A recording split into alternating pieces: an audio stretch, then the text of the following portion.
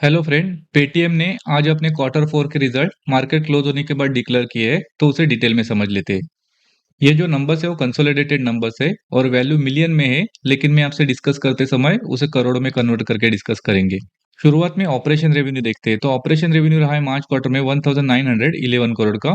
वही last year March quarter में 2267 करोड़ का ऑपरेशन रेवेन्यू रहा था और दिसंबर क्वार्टर में 1828 करोड़ के आसपास ऑपरेशन रेवेन्यू रहा था।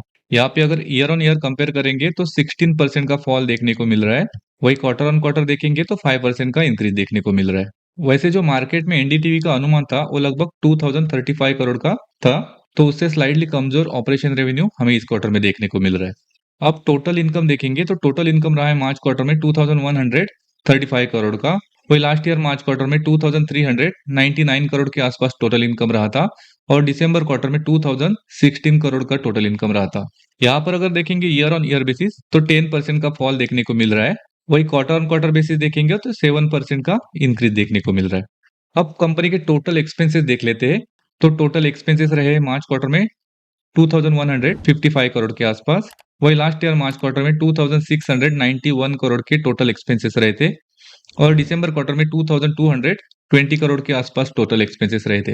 यहाँ पर अगर टोटल एक्सपेंसेस देखेंगे तो इस क्वार्टर में कमी हमें देखने को तो मिली है, लेकिन इस कंपनी का एक प्रॉब्लम है कि ये कंपनी जितना टोटल इनकम जनरेट करती है उससे ज्यादा एक्सपेंसेस रहते हैं। इसी के वजह से ये कंपनी हर बार लॉस शो करती है।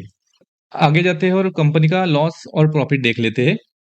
तो इस क्वार्टर में कंपनी ने लगभग 545 करोड़ का लॉस शो किया है। वही लास्ट ईयर मार्च क्वार्टर में 550 करोड़ का लॉस किया था और दिसंबर क्वार्टर में 209 करोड़ के आसपास लॉस किया था। लेकिन एक्चुअली अगर देखेंगे तो इतना लॉस इस क्वार्टर में नहीं है और उसका एक रीजन है, मैं आपको हाईलाइट करके दिखाता हूँ। ये देखिए, लगभग 522 करोड़ का एक्सेप्शनल आइटम का लॉस कंपनी ने बुक किया है इस क्वार्टर में और उसी की वजह से इस क्वार्टर का लॉस थोड़ा सा बढ़ते हुए देखने को मिल रहा है। हालांकि अगर एक्सेप्शनल आइटम से पहले देखेंगे तो सिर्फ 20 करोड़ के आसपास का लॉस इस क्वार्टर में देखने को मिल रहा है, क्योंकि इस क्वार्टर में जो एक्सेप्शनल आइटम का लॉस कंपनी ने शो किया है 522 करोड़ का, उसी की वजह से लॉस थोड़ा सा बढ़ते हुए देखने को मिल रहा है। वैसे जो मार्केट में एनडीटीवी का अनुमान था वो लगभग 178 करोड़ का लॉस का ही था। चलिए आगे बढ़ते और ईपीएस भी देख लेते। तो मार्च क्वार्टर में ईपीएस रहा है -8 रुपीज 47 पैसे। वही लास्ट ईयर मार्च क्वार्टर में -8 रुपीज 65 पैसे का रहा था और दिसंबर में भी -3 रुपीज 27 पैसे का रहा था।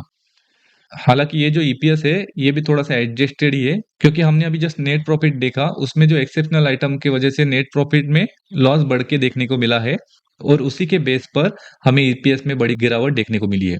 वैसे अगर लास्ट 3 महीने में स्टॉक का परफॉर्मेंस देखेंगे तो स्टॉक में 2% की बढ़त देखने को मिली है। ओवरऑल नंबर देखेंगे तो मिक्स नंबर ही है, क्योंकि ईयर ऑन ईयर बेसिस देखेंगे तो बड़ी गिरावट देखने को मिली है हमें नेट प्रॉफिट और ऑपरेशन रेवेन्यू में। वही अगर क्वार्टर ऑन क्वार्टर बेसिस देखेंगे तो हमें ऑपरेशन रेवेन्यू में बढ़त भी देखने को मिली है और उसी के साथ एक्सेप्शनल आइटम का जो लॉस कंपनी ने इस क्वार्टर में शो किया है उसके वजह से इस क्वार्टर में नेट प्रॉफिट में बड़ी गिरावट देखने को मिली है। इस वीडियो में इतना ही, जल्दी मिलेंगे नेक्स्ट वीडियो में। Thank you.